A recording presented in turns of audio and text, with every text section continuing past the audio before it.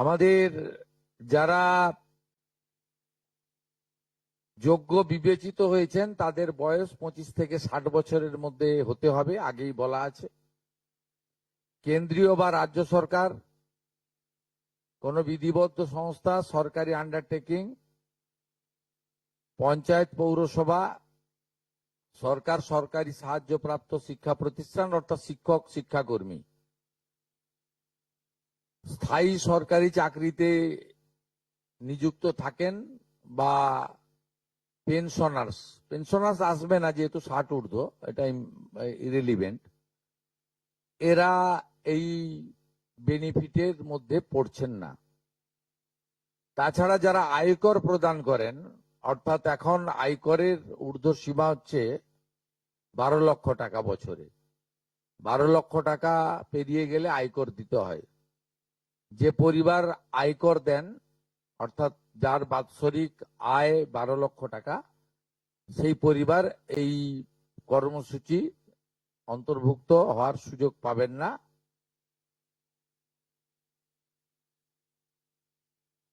এবং যে মহিলা নিজে 10,000 টাকার বেশি নিজে উপার্জন করেন মাসে, তাকেও এর বিবেচনার মধ্যে প্রাথমিকভাবে আনা হয়নি। কিন্তু এক্ষেত্রে যারা ক্যাজুয়াল, কন্ট্রাকচুয়াল, মানে বাড়ির পুরুষ মানুষরা, তাদের বাড়ির পরিবারের স্ত্রী বা অন্যরা বিবেচিত হবেন। যদি কোনো মহিলা, এটা একটি নারী অর্থনৈতিক সশক্তিকরণের স্কিম, সেক্ষেত্রে যিনি সরাসরি নিজে 10,000 টাকার বেশি উপার্জন করেন তাকে বিবেচনা করা হবে না। 25 থেকে 60-এর মধ্যে যারা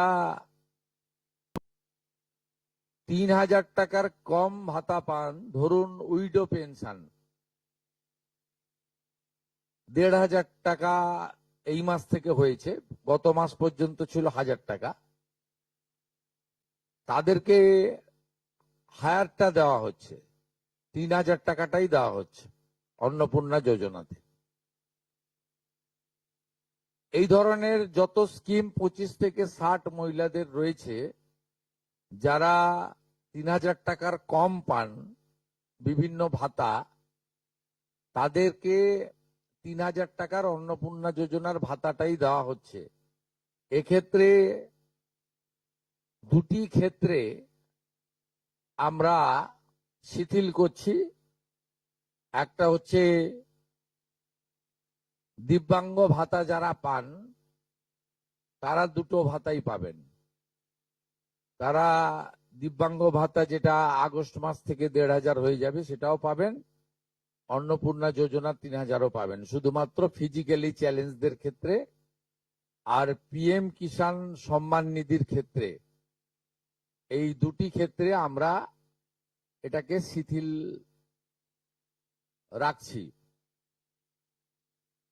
এছাড়াও এর আগে যেটা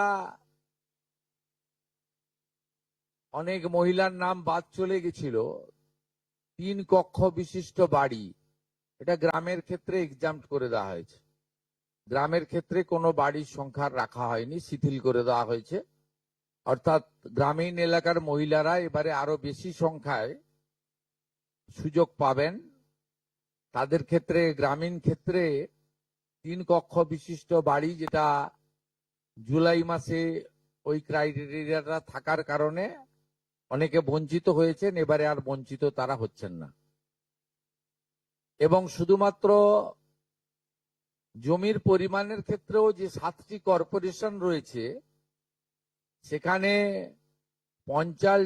শুধুমাত্র 50 ডেসিমেলের বেশি জমির মালিকানা যারা কর্পোরেশন এলাকা, কলকাতা, হাওড়া কর্পোরেশন এলাকা 7টি, পৌর এলাকা এবং গ্রামীণ এলাকাতে ছাড় দেওয়া হয়েছে জমির পরিমাণের ক্ষেত্রে। এর ফলেও আরো অধিক সংখ্যক মহিলা, গ্রামীণ মহিলারা বিশেষ করে, এবারে আপনার অর্থ পাওয়ার ক্ষেত্রে সুযোগ পাবেন। আমরা সরকারি অর্থ নারী সশক্তিকরণ, নারীর অর্থনৈতিক ক্ষমতা বৃদ্ধি, এই লক্ষ্য রেখে প্রকৃত প্রাপকদেরকে আমরা দেব এবং প্রাথমিকভাবে সংখ্যাটা 17 তারিখে মাননীয় মন্ত্রী মালতী রায় মহোদয় আপনাদের জানিয়ে দেবেন। 17 তারিখ বিকেলে। আমি সংখ্যাটা বলছি না, কিন্তু যে কয়েক লক্ষ মহিলা তারা জুলাই মাসে অর্থ থেকে বঞ্চিত হয়েছিলেন, এই 3 কক্ষ বিশিষ্ট বাড়ি বা জমির পরিমাণ ইত্যাদির কারণে তাদের ম্যাক্সিমামটাই এবারে আমরা সংযুক্ত করে দিয়েছি। তাই আমি বিশ্বাস করি যে আগস্ট মাসে প্রদেয় অর্থে 100% না হলেও 99% প্রকৃত প্রাপকদের হাতে আমরা পৌঁছে দিতে পারবো।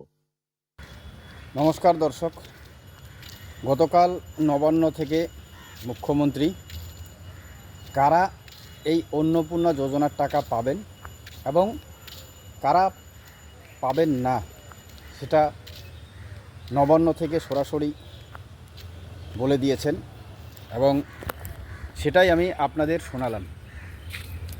তবে যাই হোক, এতদিনে মনে হয় এই 3 মাস নতুন সরকারের এই 3 মাস আগে পর্যন্ত 12 পাতার ফর্ম, অনেক রকম নিয়ম, কেউ পাচ্ছেন আবার কেউ পাচ্ছেন না, এগুলো নিয়ে সাধারণ মানুষের মধ্যে অনেক বিভ্রান্তি সৃষ্টি হয়েছে।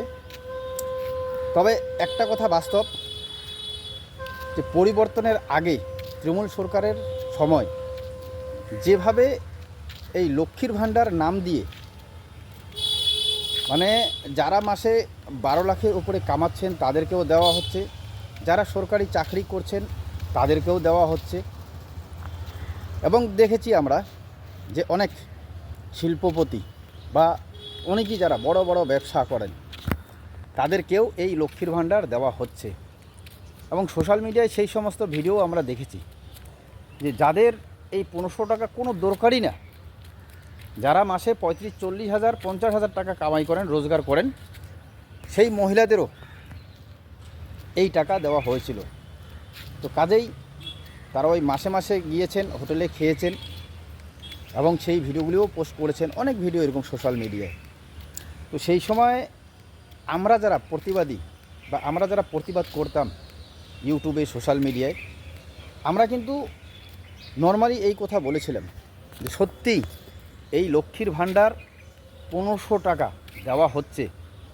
তো যাদের একান্ত দরকার, যারা একান্ত দারিদ্র সীমার নিচে বা যারা পাওয়ার যোগ্য, যাদের এই 1500 টাকাটা খুবই গুরুত্বপূর্ণ, খুব দরকার, কাজে লাগে, তাদেরকেই বেছে বেছে দেওয়া হোক। এই লক্ষ্মীর ভাণ্ডার নাম দিয়ে সবাইকে দেওয়ার কিন্তু কোনো মানে হয় না। যেমন ধরুন, কেউ সাধারণ গরিব মানুষের মধ্যে কি হয়, যারা ওই 150-200 টাকা হাজিরা করেন, খেটে খাওয়া মানুষ, তারা পুরো পরিবার মিলে হয়তো মাসে 12,000, 15,000, 20,000 টাকা রোজগার করা খুব মুশকিল হয়ে যায়। তো সেই সমস্ত ফ্যামিলিতে যদি মহিলারা 1500 টাকা মাসে পান, তো তাদের অনেক কাজে লাগে, ছেলে মেয়ের লেখাপড়া থেকে শুরু করে অনেক রকম কাজ, এবং তাদের কাছে সেই 1500 টাকার মূল্যটাও অনেক বেশি। তো সেইভাবেই আমরা প্রতিবাদ করেছিলাম যে সবাইকে দেওয়ার কি দরকার, যাদের টাকা আছে, সোজা কথায় সাধারণ ভাষায় যারা বড়লোক, যাদের টাকা পয়সা আছে, বা যে সমস্ত মহিলারাও সরকারি চাকরি করছেন বা নানা রকম কাজের সাথে যুক্ত হয়ে তারা মাসিক একটা বড় অঙ্কের টাকা রোজগার করছেন, তাদেরকে না দিলেই হলো। যারা নেহাত গরিব, যারা পাওয়ার যোগ্য, সাধারণ দারিদ্র্য সীমার নিচে বসবাসকারী যে মহিলারা আছেন, তাদেরকে দেওয়া হোক। তো অবশেষে পরিবর্তনের পরে এই অন্নপূর্ণা যোজনা কেউ পাচ্ছেন কেউ পাচ্ছে না নিয়ে এই 3 মাসে অনেক বিভ্রান্তি, অনেক রকম কথাবার্তা সোশ্যাল মিডিয়ায়। হ্যাঁ, আমিও বলেছিলাম যে এই লক্ষ্মীর ভাণ্ডারের 12 পাতা ফর্ম, এবং যারা পাওয়ার যোগ্য তারা পাচ্ছেন না, আবার এক মাসে পাচ্ছেন তো পরের মাসে পাচ্ছেন না, এই 3 মাসে এটা হয়েছে আর কি।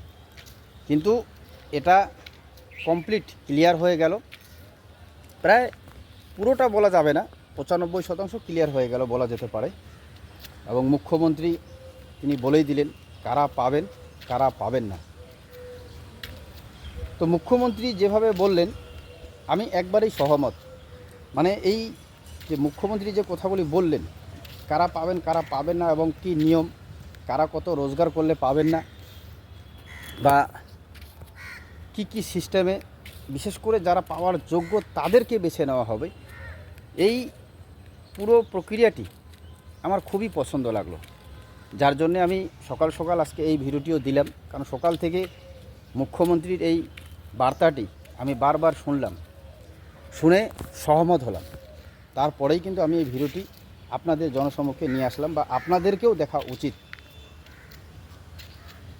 তো আপনারাও দেখবেন এবং ভিডিওটি বেশি করে শেয়ার করবেন, যাতে বাংলার সাধারণ মানুষ এই ভিডিওটি দেখেন এবং বুঝতে পারেন। তো সজাগ থাকবেন। ধন্যবাদ।